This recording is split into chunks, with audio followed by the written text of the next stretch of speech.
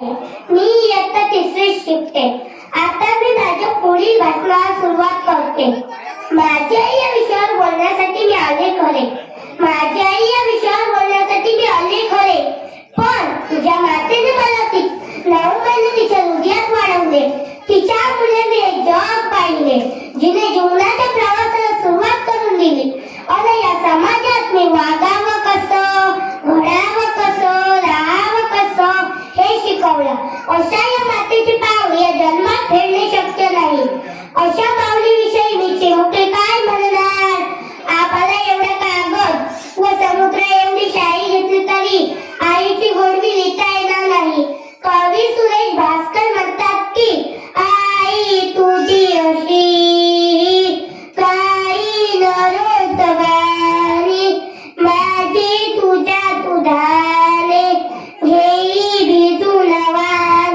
पण या निमित्ताने होईना पण माझ्या विषयी थोडे का होईना ऋण व्यक्त करता आले या सण. यासाठी तुम्हा सर्वांचे आभार. माझ्या आईचे नाव अस्मिता आहे. माझी आई साधी, भोळी, प्रेमळ व मायाळू आहे.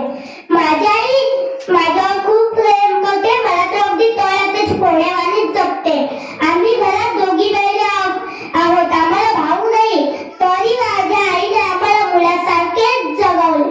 आई हा माझा पहिला गुरु आहे. तिनेच मला चालायला, बोलायला, लिहायला, वाचायला शिकवले. हे शिकवत असताना मी चुकले तर तिने मला मारले सुद्धा, पण लगेचच प्रेमाचा हातही माझ्या पाठीवर फिरवला. तिच्या आयुष्याची शिदरी म्हणजे माझ्या आयुष्याचा ठेवा आहे. म्हणून सर्व आयांसाठी म्हणावेसे वाटते, आई माझी मायेचा सागर दिला तिने जीवनाकार. आई वडील माझे थोर, काय सांगू त्यांचे उपकार. जीवनाच्या वाटेवरती किती असतं त्यांचा आधार. आई माझी मायेचा सागर दिला तिने जीवनाकार. टपटपत्या उन्हात, रखरखत्या रानात किती असतं त्यांचा आधार.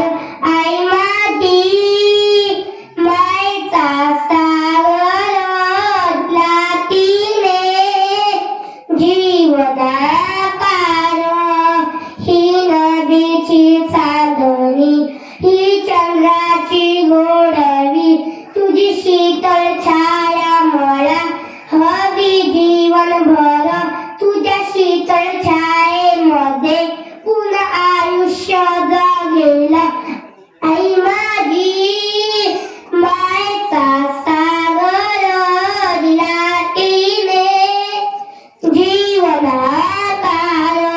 मला माहित आहे माझ्या आईसाठी तुम्हा सर्वांची आई असते. म्हणून म्हणावेसे वाटते, स्वामी तिने जगाचा आई विनाशकारी. पृथ्वीपेक्षा श्रेष्ठ आई आहे, स्वर्गापेक्षा उंच वडील आहे. आईपेक्षा श्रेष्ठ दैवत नाही. विसरा सर्वांना, पण आई वडिलांना विसरू नका. ज्या वडिलांनी अमृत पाजले त्याला विष पाजू नका. कोटी रुपये कमवत असाल पण आई वडिलांपेक्षा जास्त नाही. जसे कराल तसे कराल हा न्याय तुम्ही विसरू नका. जगातील सर्व माफ करणारे न्यायालय म्हणजे आईचे हृदय, आईचे हृदय. संसार सुखाचा करायचा असेल तर एकच मार्ग, आईची उपासना करा, बायकोची उपासना करा. आईची उपासना करा, बायकोची उपासना करा. आई काही माणसाला वस्तूची किंमत करते पण आई वडिलांची किंमत कधीच करत नाही. आई स्वतः उपाशी राहते पण आपल्या लेकरं मायेचा भाग ओळखते.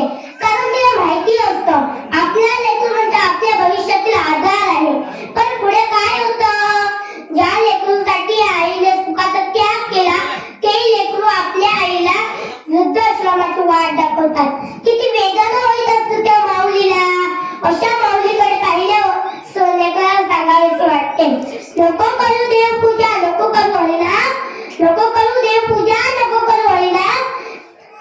आईच्या चरणी तीर्थयात्रा करीना, आईच्या चरणी तीर्थयात्रा करीना. अशा विचार सर्व आयोजक म्हणा वाटते. म्हणून म्हणते आनंदाने भरावी तुझी ओटी. पुन्हा एकदा